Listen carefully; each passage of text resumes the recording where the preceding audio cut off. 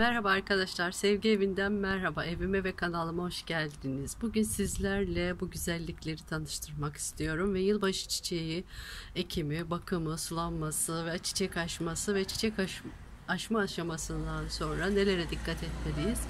Onlarla ilgili paylaşımlarda bulunacağım. Şu anda balkonda bir dış çekim yapıyorum. Dışarıda biraz ses ve gürültü olabilir. Onun için şimdiden özür diliyorum arkadaşlar.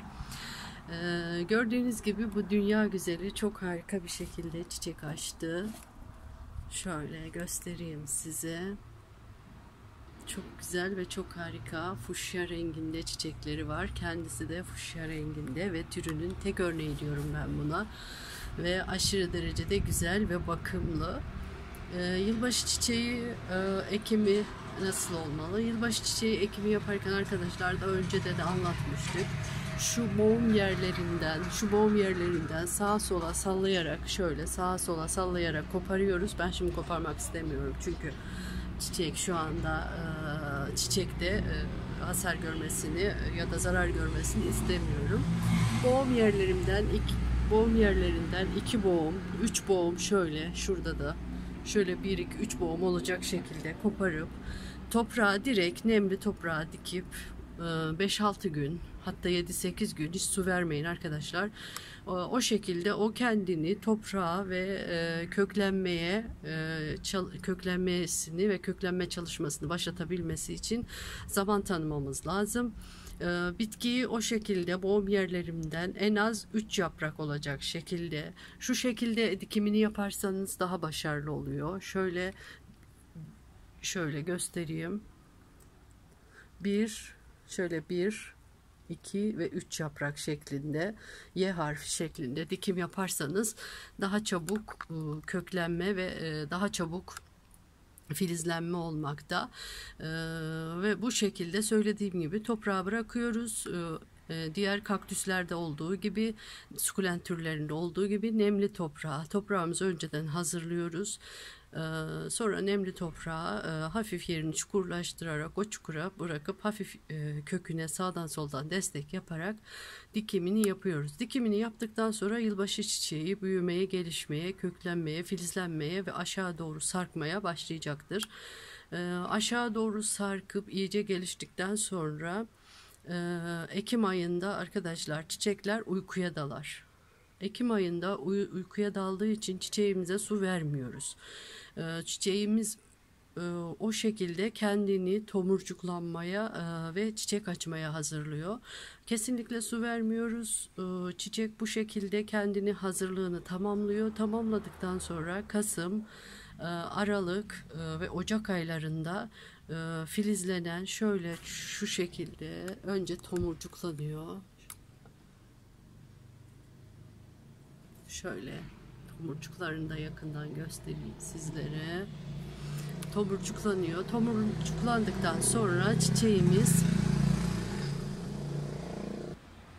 Tomurcuklandıktan sonra oradan tekrardan çok harika bir şekilde bu şekilde çiçeklerini açıyor. Çiçekleri harika bir görüntüsü var. Söylediğim gibi bu türünün tek örneği ve aşırı derecede güzel ve çok harika çiçekler açan bir tür. Yılbaşı çiçeğimiz ekimini yaptık. Ekim ayında dinlendirdik. Tomurcuğa geçti bu şekilde. Şuradakiler gibi. Daha sonra tomurcuklarımız çiçek açtı.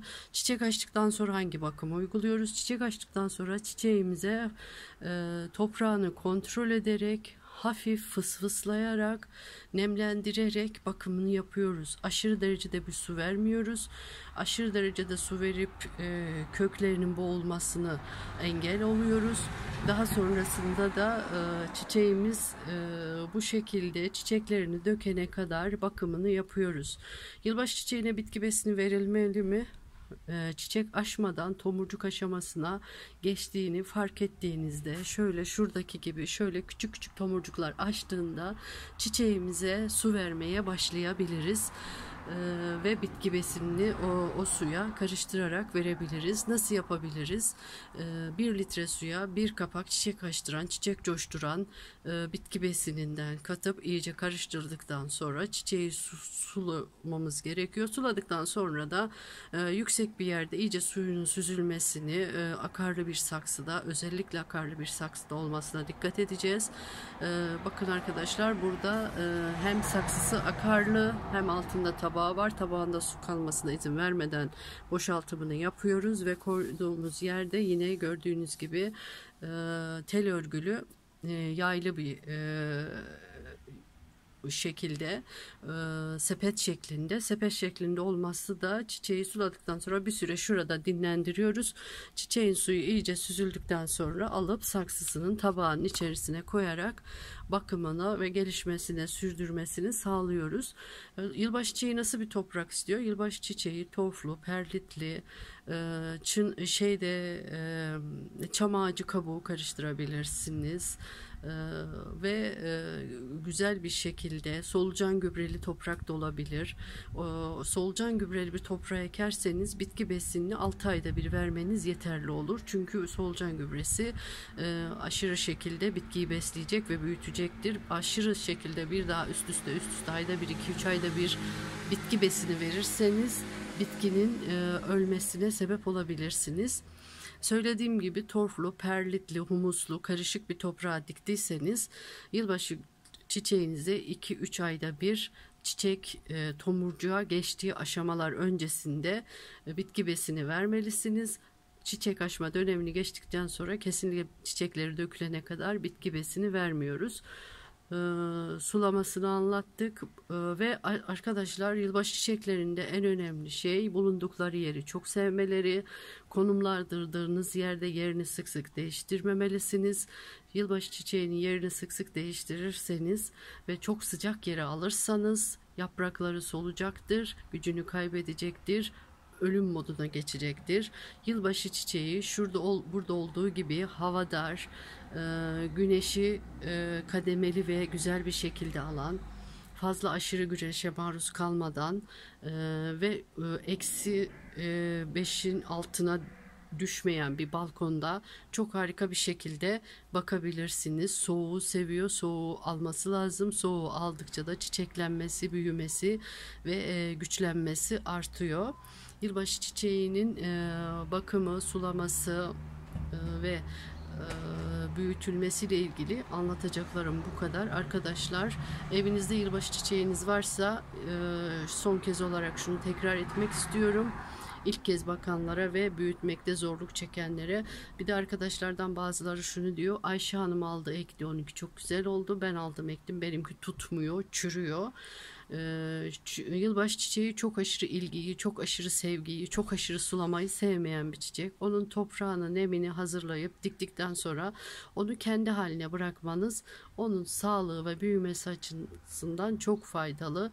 Aşırı sulama isteği olan biriyseniz ve durmadan da kendinize hakim olmadan sağdan soldan diğer çiçeklere verirken de yılbaşı çiçeğine de su veriyorsanız mutlaka akarlı bir saksıda ve saksının altında tabak olmadan bakın ve koyduğunuz yerde akan su bulunduğu yere zarar vermiyorsa o şekilde de bakabilirsiniz. Yılbaşı çiçeğinin bakımı, sulanması, büyütülmesiyle ilgili anlatacaklarım bu kadar. Şimdi biraz bu güzellikle sizleri yalnız bırakmak istiyorum.